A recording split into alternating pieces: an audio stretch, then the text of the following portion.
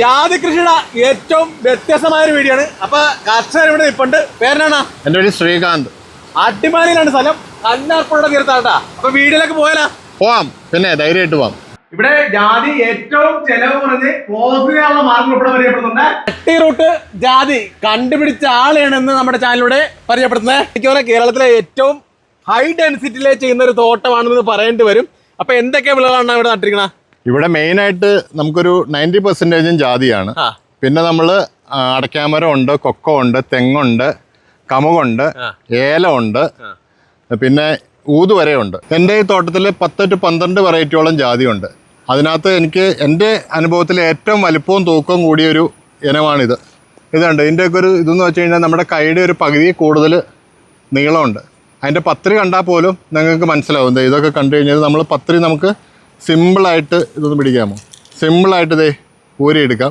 പത്രിക്കൊരു ഇത് നല്ല ഫ്ലവറായിട്ട് നമുക്ക് കിട്ടും. കായ്ക്കാണെങ്കിലും നല്ല തൂക്കം കിട്ടും നമുക്ക്. ഇതൊരു 3 to 4 ഗ്രാം വരെ ഉണ്ട്.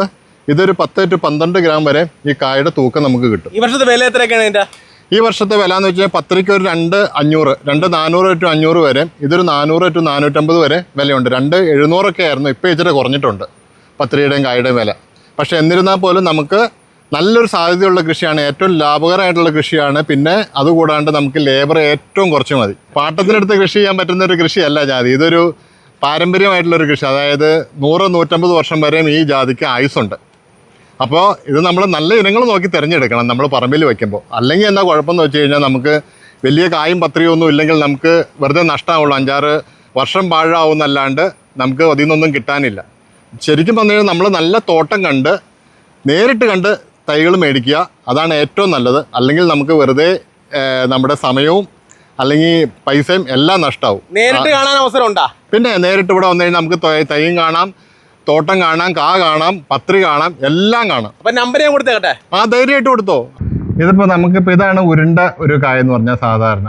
അപ്പോൾ ഇതിലും കൂടുതൽ പത്രി ഉണ്ടാവും. പക്ഷേ ഇതിൻ്റെ ഒരു പത്രിയും കായെന്ന് പറഞ്ഞു കഴിഞ്ഞാൽ ഇത് പൊളിച്ചെടുക്കാൻ തന്നെ നല്ല പാടായിരിക്കും.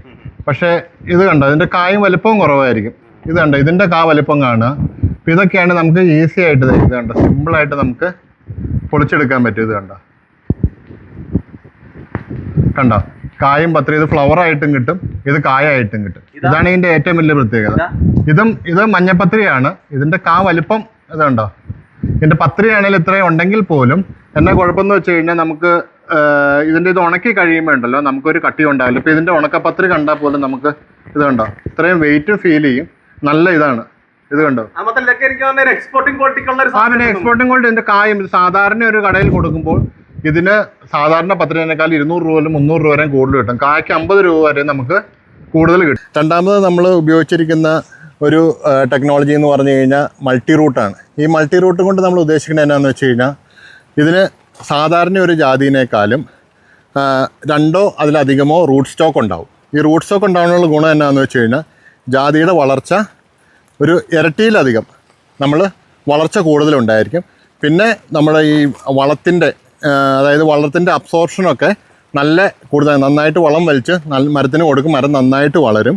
പിന്നെ മൂന്നാമത്തെ ഒരു പ്രത്യേകത എന്ന് വെച്ച് കഴിഞ്ഞാൽ എന്ത് കാറ്റ് വന്നാലും ഈ മരം ഈ ആടി ഉലയാണ്ടും ഈ കട ഒഴുകാണ്ടും ഇരിക്കും. ഇതാണ് ഇതിൻ്റെ മെയിനായിട്ടുള്ള പ്രത്യേകത. ഇത് ശരിക്കും ഒരു 20 അടി ഡിഫറൻസേ ഉള്ളൂ. ശരിക്കും നമുക്ക് വേണ്ടത് 25 to 30 അടിയാണ്.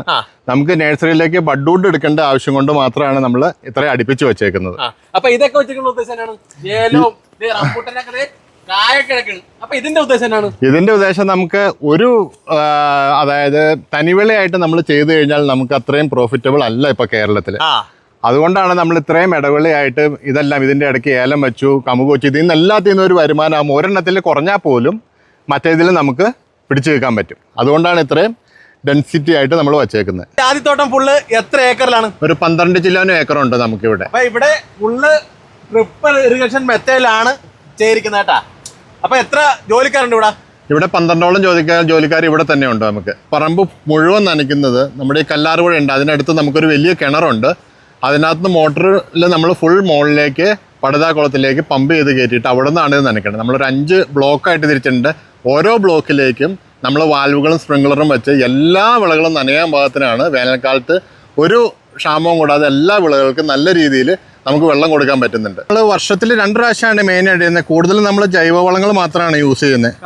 ചാണകപ്പൊടി, എല്ലുപൊടി, കടലപ്പിണ്ണാക്ക്, വേപ്പിൻ പിണ്ണാക്ക്. ഇറിഗേഷൻ വഴി ഇപ്പോൾ കൊടുക്കാറില്ല, ഞങ്ങൾ ഡയറക്റ്റ് തന്നെ ഇട്ട് കൊടുക്കുകയാണ് ചെയ്യുന്നത് ജൈവവളങ്ങളെ. പിന്നെ നമ്മൾ ഈ സൂക്ഷ്മ മൂലകങ്ങളുടെ കുറവിന് വേണ്ടിയിട്ട് നമ്മൾ മൈക്രോ ഫുഡ് അല്ലെങ്കിൽ മൈക്രോ ന്യൂട്രിയൻസ് നമ്മൾ എല്ലാ ജാതിക്കും കൊടുക്കും. മണ്ണ് പരിശോധന pH നല്ല റിസൾട്ടാണ്. ഞങ്ങൾ വളം ഇടുന്നതിന് എല്ലാ പ്രാവശ്യവും മുന്നേ നമ്മൾ കക്ക കൊടുക്കും. കക്ക നീട്ടി കുമ്മായം കൊടുത്ത് 10 to 15 ദിവസം കഴിഞ്ഞിട്ടാണ് നമ്മൾ വളങ്ങൾ കൊടുക്കുന്നത്. അതുകൊണ്ട് ജാതിയുടെ വേരിനൊക്കെ നമ്മൾ പെട്ടെന്ന് വളം എടുക്കാനൊക്കെ ഫ്രഷായിട്ട് നിൽക്കും. ഫംഗസ് രോഗമാണ് മെയിനായിട്ട് ഇതിനുള്ളത് ജാതിക്ക്. അതിന് നമ്മൾ ബോഡോ മിശ്രിതം നമ്മൾ 2 പ്രാവശ്യം കൊടുക്കും.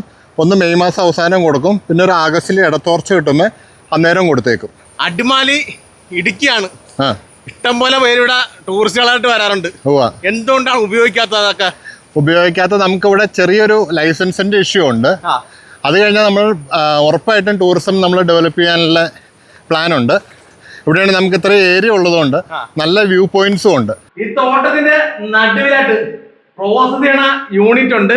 ഇത് നമുക്ക് ഒരു ഏറ്റവും ചെലവ് കുറഞ്ഞ ഡ്രയറിൽ ഒന്നാണ് ഇത് നമ്മുടെ. അതായത് ഇതിനകത്ത് വെച്ചാൽ സാധാരണ നമുക്ക് പഴയ ബൾബില്ലേ, അത് 100 വാട്ട്സിന്റെ ബൾബ് ഉപയോഗിച്ചിട്ടാണ് ഇത് ഉണക്കുന്നത്. ഇതൊരു 2-3 മണിക്കൂറിനുള്ളിൽ നമുക്ക് ഈ കായ് ഉണങ്ങി കിട്ടും. നമുക്കിത് 10,000 രൂപ താഴെ നമുക്ക് ഈ ഡ്രയർ നമുക്ക് ചെയ്തെടുക്കാൻ പറ്റുന്നതാണ്. ഇത് നമുക്ക് വെറുതെ പ്ലൈവുഡും കൊണ്ട് അടിച്ചിട്ടുണ്ടാക്കുന്ന വളരെ ബൾബുകളും കൊണ്ട് നമുക്കിത് സുഖമായിട്ട് ഇത് ഉണക്കിയെടുക്കാൻ പറ്റുന്നതാണ്. ഇതിനകത്ത് 2-3 തട്ടുകളുണ്ട്, ഡ്രോ ഉണ്ട്. ഇതിനകത്ത് കണ്ടോ നമുക്ക് കായ ഉണക്കാൻ പറ്റും. ഇത് കണ്ടോ, ഇതിനകത്തെല്ലാം ഇത് കൊക്കോ ഉണക്കാനിട്ടേക്കുന്നത്. എന്ത് വേണമെങ്കിലും നമുക്ക് തേങ്ങയോ എന്ത് വേണമെങ്കിലും നമുക്ക് ഇതിനകത്ത് നിന്ന് ഉണക്കിയെടുക്കാൻ കഴിയുന്നതാണ്. ആദ്യത്തെ ഫാം കണ്ടത് ഇടുക്കിയിലാണെങ്കിൽ ഇത് എറണാകുളം ജില്ലയിലെ കോതമംഗലത്താണ് കേട്ടോ. അപ്പോൾ ഈ ഏരിയയിലും എല്ലാ ഏരിയയിലും കേരളത്തിലെ ജാതി കൃഷിക്ക് വളരെ വലിയ സാധ്യതകളാണ് ഉള്ളത് കേട്ടോ. അതെ, ഇവിടെ നല്ല അടിപൊളിയായിട്ട് കാകൾ പിടിച്ചിടമുണ്ട്. വിളവെടുപ്പ് ഏകദേശം 3/4 ഭാഗം കഴിഞ്ഞിരിക്കുകയാണ്. അച്ഛനായിട്ട് തുടങ്ങിയ ഒരു നേഴ്സറിയുടെ ഇവർക്കുണ്ട്, അത് 35 വർഷമായിട്ടാണ്. ഇപ്പം അണ്ണൻ ഏറ്റെടുത്തിട്ട് എത്ര വർഷമായി? ഇപ്പം 10 വർഷം. 10 വർഷമായി. എന്നെ കൃഷിയിലേക്ക് കൊണ്ടുവന്ന ഒരാളാണ് ഇത്. എൻ്റെ വൈഫിൻ്റെ അച്ഛനാണ്, പേര് CM ഗോപി. ഇത് എൻ്റെ ജീവിതത്തിൽ ഏറ്റവും പ്രധാനപ്പെട്ട ഒരു അവാർഡാണ്. എന്ന് വെച്ചിട്ടുണ്ടെങ്കിൽ ഒത്തിരി പ്രതിസന്ധികളിൽ നിന്നെല്ലാം കരകയറി വന്നിട്ട് കാർഷിക മേഖലയിലൊന്നും ഒത്തിരി നേട്ടങ്ങളെല്ലാം കൈവരിച്ചതിൻ്റെ ഭാഗമായിട്ട് കേരള ഗവൺമെൻറ് എനിക്ക് നൽകിയൊരു അവാർഡാണ്. അത് ഈ കൃഷിയും മൃഗസംരക്ഷണം എല്ലാം ഉള്ളതിൻ്റെ പേരിലായിരുന്നു. അത് കർഷകോത്തമ അവാർഡ്. 1 ലക്ഷം രൂപയും സ്വർണ്ണമെഡലും പ്രശംസാഫലവും കൂടെ ഉള്ളതാണ്. ഇതുകൂടാതെ മൾട്ടി റൂട്ട് ജാതി, ഈ ജാതി കൃഷിയിലൊരു നൂതന കണ്ടുപിടുത്തം നടത്തിയതിന് സ്പൈസസ് ബോണ്ട് റിസർച്ച് സെൻറ്ററിൽ നിന്ന് ഒരു അവാർഡുണ്ടായിരുന്നു. അത് ഈ മൾട്ടി റൂട്ട് ജാതി കണ്ടെത്തിയതിനും വികസിപ്പിച്ചതിനും അതിന് കർഷകരുടെ ഇടയിൽ പ്രചരണം കൊടുത്തതിനും. അപ്പോൾ ഇത് കേരളം മുഴുവനും കൂടാതെ ശ്രീലങ്ക വരെ, ഇപ്പോൾ മറ്റ് രാജ്യത്ത് വരെ ഈ മൾട്ടി റൂട്ട് സിസ്റ്റം ഇപ്പോൾ ചെയ്യുന്നുണ്ട്. അതിൻ്റെ പേരിൽ എനിക്കൊരു ഇൻ്റർനാഷണൽ ഓപ്പൺ യൂണിവേഴ്സിറ്റിയിൽ നിന്നൊരു ഡോക്ടറേറ്റ് കിട്ടിയിരുന്നു. അങ്ങനെ 10,000 അടിപൊളി ഹെൽത്തി ആയിട്ടുള്ള വെറൈറ്റി ആയിട്ടുള്ള പ്ലാന്റുകളാണ് ഇവിടെ ഉള്ളത്. ഇവർ നടുകയും ചെയ്യും, ഇന്ത്യ മുഴുവൻ ഡെലിവറിയും ചെയ്യും. അപ്പോൾ ഇതൊക്കെയാണ് ഈ വീഡിയോയിലെ വിശദങ്ങൾ. അപ്പോൾ മറ്റൊരു വീഡിയോയിൽ മറ്റൊരു വിഷയമാണെന്നേ ബൈ പറഞ്ഞേ. ബൈ.